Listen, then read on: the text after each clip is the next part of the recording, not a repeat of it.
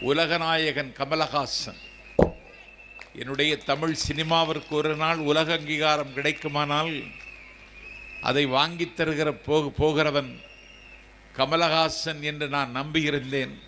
அந்த கமலஹாசன் தொலைக்காட்சி பெட்டியை உடைத்து திமுகவிற்கு எதிராக ஒரு போரை அறிவித்து மக்கள் நீதி மையத்தை தொடங்கினார்.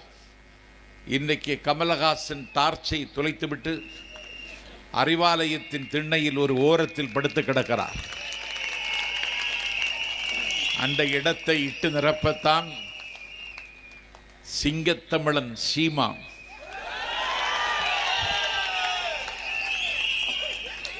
தமிழ் தேசியத்தின் தன்னிகரில்லாத தலைவன் பிடல் காஸ்ட்ரோ, சேகுவாரா, ஹோசிமின் போன்ற நிகரற்ற வீரர்களை விடவும் நிகரற்ற வீரன் என்று தமிழர்கள் கொண்டாடுகிற எங்கள் தம் பெயரை சொல்லி பிழைப்பு நடத்திய ஒரு ஈனப்பயல் அவன் தொடங்கிய